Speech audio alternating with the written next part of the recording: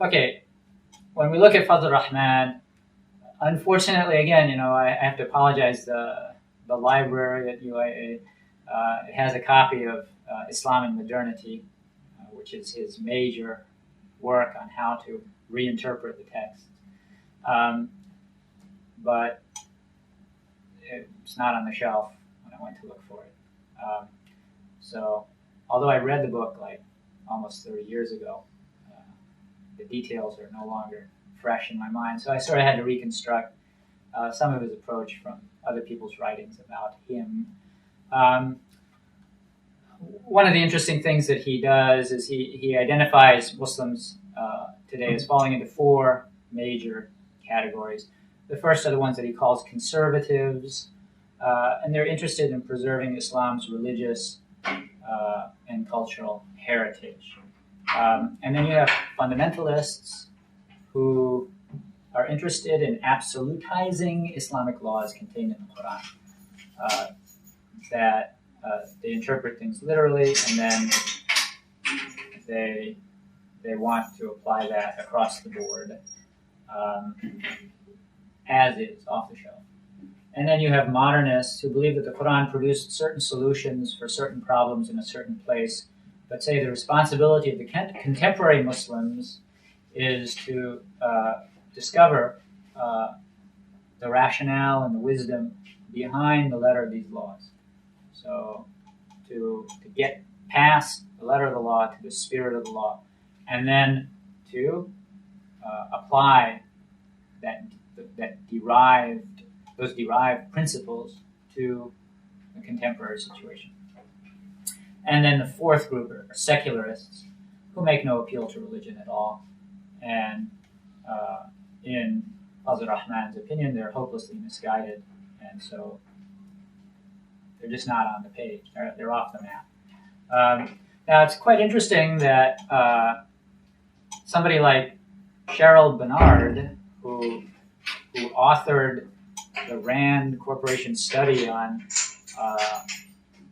the Muslim world, a study that came out right around 9/11. I believe it came out shortly after. Now, Cheryl Bernard is an Orientalist who happens to be married to Zalmay Khalilzad, who is an Afghan who studied at the University of Chicago. He happened to be there when the Russians invaded Afghanistan, and he got hooked up with these neoconservative circles. At that time, their agenda was opposing the Russians, so he lobbied for the Reagan administration to help those Afghans who were fighting the Russians.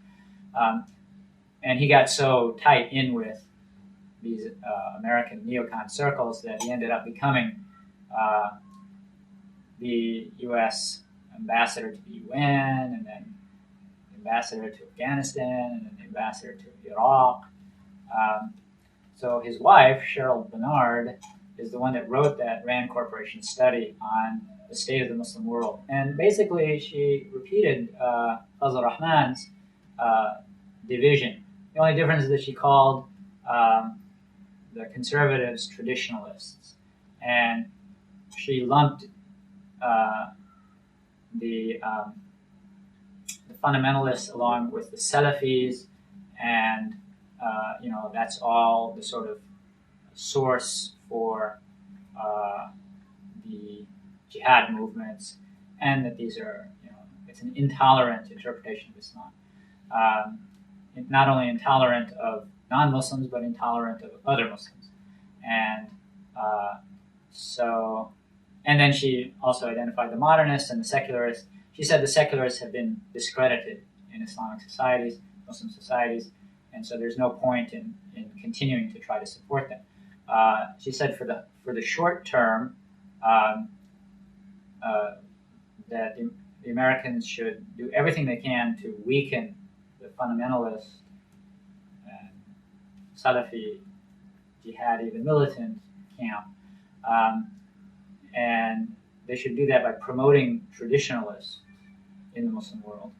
And but the long-term goal should be to weaken these first two groups and promote the modernists, because their basic agenda is how to come to some kind of accommodation with the dominant world society and the forces of globalization, etc.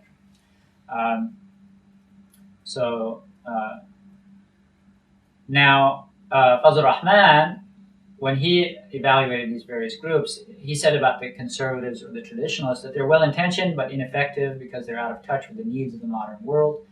And fundamentalists are also out of touch with the needs of the modern world, but their prescription for what to do about it is just totally wrong-headed,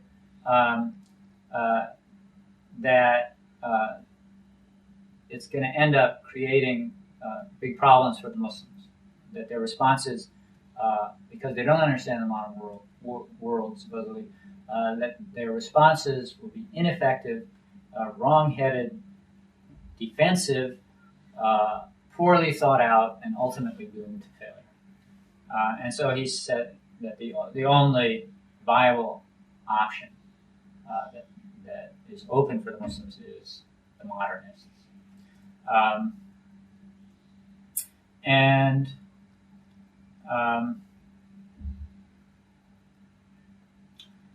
Now, he was very much a believer that the Qur'an has a divine origin. Apparently, one of the reasons that he was run out of Pakistan was that he made some kind of statements about the Qur'an becoming manifested in the mind of the Prophet ﷺ, and so traditionalists took exception with that. And you can find some Quranic basis for that in Surah al-Haqqa.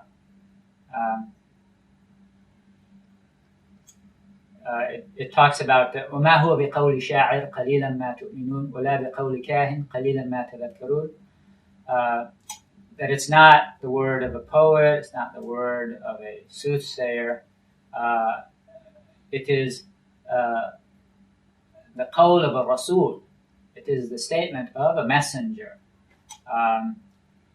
And at the same time that it is tanzilun min rabbil alameen, that it's a revelation sent down from the Lord of the universe. So, of course, we as Muslims believe that the wording is not the wording of the Prophet ﷺ. So there was some ambiguity in the way he phrased that, and so people jumped on it. And but he says, this is a quote, with Prophet Muhammad ﷺ, humanity had all the revelation it needed. I'm sorry, it's not a quote by him, but it's from somebody writing about him. It was enjoined with the task of recreating in society the equality all humans share in the eyes of God. That is at once the amana, or the trust, accepted by humanity at the time of creation. It is the measure by which we will all be judged, each person in accord with his or her efforts to bring about that just society. But there is no eternal formula in the sense of specific social, economic, or political institutions that can guarantee social justice. Indeed, there is the example of Prophet Muhammad ﷺ himself of how the principle of human equality, in fact, was made the raison d'être, is a French word, the reason for the existence of a society. Humans must continually return to the record of that example, the Qur'an, for inspiration. Now, notice that the record of the example of the Prophet ﷺ and his creation of a society in which realizing justice was a dominant feature, that is the very reason for the society. It was the project, the goal of the society. All of that, there's no reference in any of that to the Sunnah being a record of that, but that the Qur'an is a record of it. And part of his hermeneutics is that he sees nasakh, the principle of nasakh, as kind of it indicates that because laws were brought into effect over the course of the message to accommodate changing situations, that there's no reason, and he seems to be saying that there's no reason that this process of change should stop. That the Quran has given us the hint that this is a proper methodology, and therefore whatever happened to be the last chronological rule on a given topic, that doesn't mean that that's where the laws necessarily have to stop, because he brings in, along with nas, asbab al-nuzul, that these laws came in response to concrete situations, and that the Qur'an has a universal aspect and it has a particular aspect. The particular aspect is that it was revealed to Arabs in the 7th century, and it addressed their particular problems, and with the aim that behind those particular problems, it's addressing problems that are common to all of humanity, and that we need to separate out that which is particular to their situation, and then derive principles from that can be applicable to our situation, not the specific rules. And so then, he's looking at all these categories like an-nas, asbab al-nuzul, al-muhkam, al-mutashabih, and he has a bone to pick with the traditional view on what those terms mean. He said the mutashabih has been designated as that which only Allah knows about. So therefore, nobody should be talking about it. And the muhkam is that whose meaning is clear, and that whose meaning is clear has been further clarified by the ulama, and so there's nothing left to say about it. And so basically, there's no role left for interpretation after those early generations of this tremendous intellectual energy of ijtihad and dealing directly with the text and trying to understand them and apply them. That fire died out, and then everybody became backward looking. The interpretation of those first generations, that's it, and we don't have to go through any process of reinterpretation, because the true interpretation is already there, and so it's just a matter of recording it, memorizing it, and passing it on.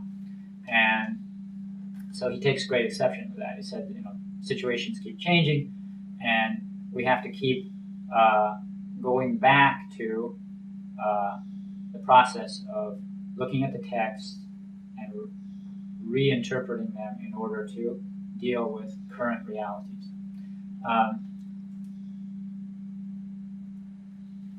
Now, one of the problems with his whole theory is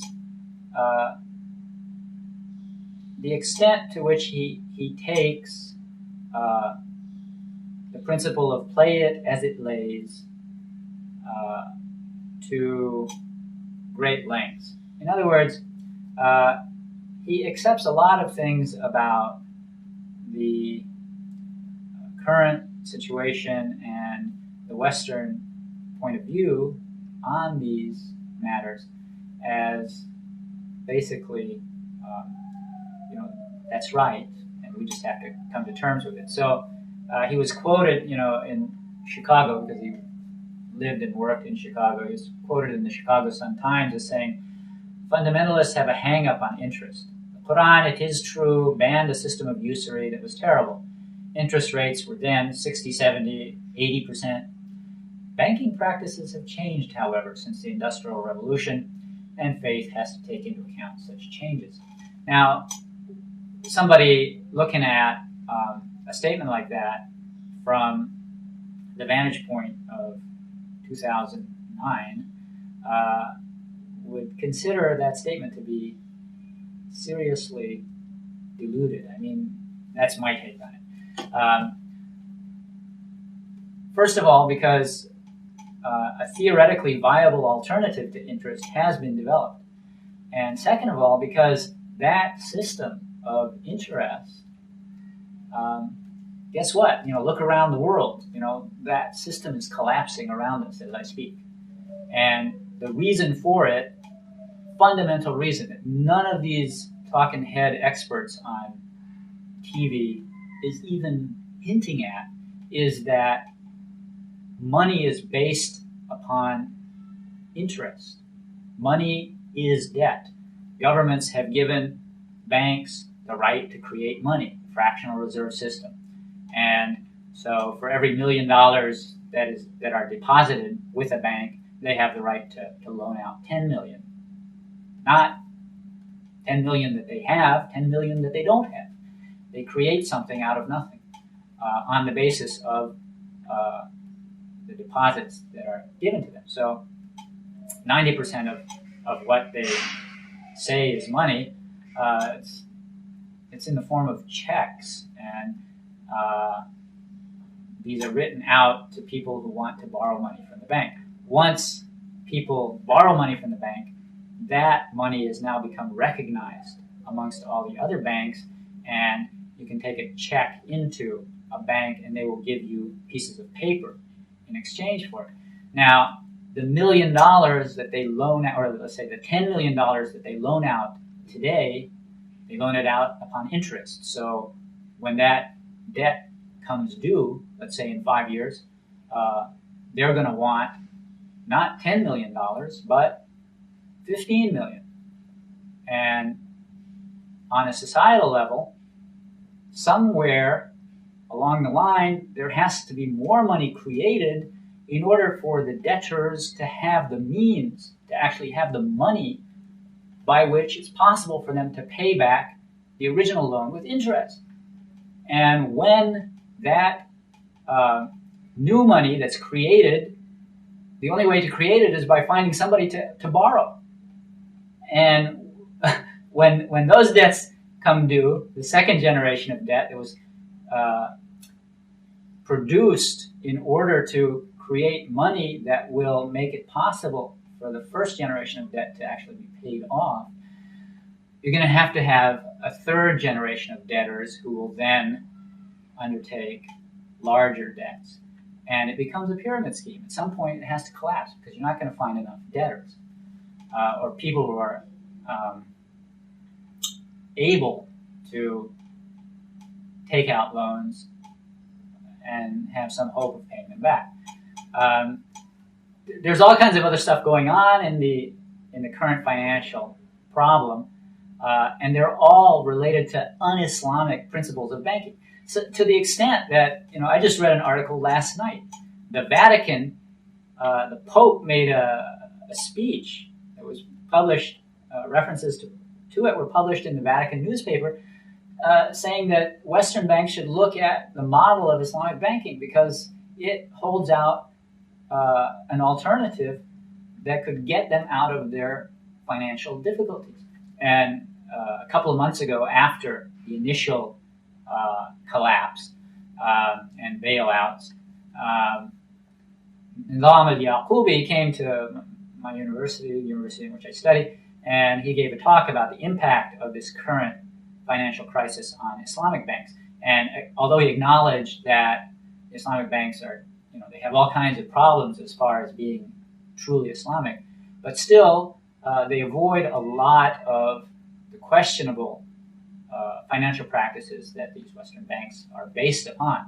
And as a result, there have been no failures of Islamic banks in this current crisis. Although, because everything is interconnected, then, if they get pneumonia, we get the flu. So we can't disengage ourselves from that larger system. It's just not going to happen. And so their problems do affect Islamic banks. Still, the methods of Islamic banking, if they were fully implemented, would prevent those kind of crises. So for somebody to say, well, interest, you just have to do it. I don't buy it, and I think it's a defeatist attitude, and it shows a lack of vision.